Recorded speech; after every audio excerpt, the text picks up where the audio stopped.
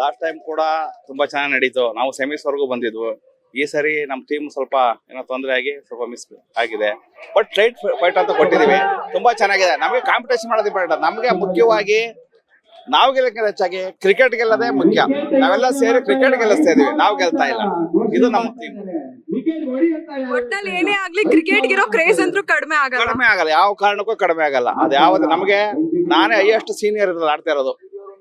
ಓಹೋ 55 years old ಆಡ್ತಾರೆ. ನಾನೇ ಹಿರಿಯ, ಇನ್ನುಳಿದವರೆಲ್ಲ ಚಿಕ್ಕವ್ರೆ. ನಮ್ ಜೊತೆ ನಮ್ಮ ಹುಡುಗರೆಲ್ಲ ಆಡ್ತಾ ಇರೋದು. ನಾವು ಕ್ರಿಕೆಟ್ ಸಪೋರ್ಟ್ ಮಾಡ್ತೀವಿ. ಯಾರೇ ಗೆಲ್ಲಿ ಯಾರೇ ಸೋಲಿ, ಕ್ರಿಕೆಟ್ ಒಳಗಡೆ ಇದ್ದ ಅಷ್ಟೇ ಜಿದ್ದಿರ್ತದೆ. ಆಚೆ ಬಂದಾಗೆಲ್ಲ ಬಾಂಡಿಂಗ್ ಅದೇ ಉಳಿಸ್ಕೊಂಡಿದ್ದೀವಿ still today. That's great sir. Sir next season ಅಲ್ಲಿ ಹೆಣ್ಮಕ್ಳು ಟೀಮ್ ಬರ್ತಾ ಇದೆ, ಇದ್ರ ಬಗ್ಗೆ ನಿಮ್ಮ ಒಪಿನಿಯನ್ ಏನು? ಇಲ್ಲ, ಇದನ್ನ ನಾವು ಹೋದ್ ಸರಿನೇ ಪ್ಲಾನ್ ಮಾಡಿದ್ದು. ಎರಡೋ ಮೂರೋ ಮ್ಯಾಚ್ ಕೊಡಿ ಅವ್ರಿಗೆ ಅಂತ ಹೇಳಿ ಅವ್ರಿಗೆ ಥ್ರೋ ಮಾಡ್ಬಿಟ್ಟು ಪಿಕ್ನ ಸ್ವಲ್ಪ ಹತ್ರ ಮಾಡಿ ಥ್ರೋ ಮಾಡೋಣ. ಅವ್ರಿಗೆ ಬೌಲಿಂಗ್ ಮಾಡೋ ಅವಶ್ಯಕತೆ ಬೇಡ. 6 ಜನ 7 ಜನ ಮಾಡ್ಬಿಟ್ಟು ಬೌಂಡ್ರಿ ತುಂಬಾ ಕಡಿಮೆ ಇಟ್ಬಿಟ್ಟು ಮಾಡೋಣ ಅನ್ನೋ ಒಂದು ಪ್ಲಾನ್ ಹಿಂದೆನೆ ಇತ್ತು.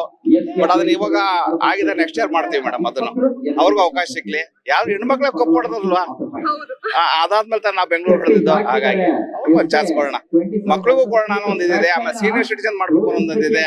ಇವೆಲ್ಲ ಪ್ಲಾನ್ಗಳಿದೆ. ಒಂದೊಂದಾಗಿ ಮಾಡೋಣ. ಮತ್ತೆ ಯಂಗ್ಸ್ಟರ್ಸ್ ಕೊಡೋಣ. ಮೊದಲು 45+ ಒಂದು ಕಪ್ ಮಾಡ್ಬೇಕು ಅಂತ ಒಂದು ಆಸಕ್ತಿ ಇದೆ. ನೋಡೋಣ ಯಾರು ಆಗ್ತಾರೆ ಅಂತ. Thank you so much sir and all the very best to your team. ನೀವು ಸಣ್ಣ ಆಗ್ಬೇಕಲ್ವಾ, ಅದು ಒಂದು ಉತ್ತಮ ಆಹಾರದಿಂದ ಸಣ್ಣ ಆಗ್ಬೇಕಲ್ವಾ. ಪ್ರತಿದಿನ ನಮ್ಮ ಜೀನಿ ಸ್ಲಿಮ್ ನ ಯೂಸ್ ಮಾಡಿ ಯಾವುದೇ ಸೈಡ್ ಎಫೆಕ್ಟ್ ಇಲ್ದಂಗೆ ನೀವು ಸಣ್ಣ ಆಗ್ತೀರಾ.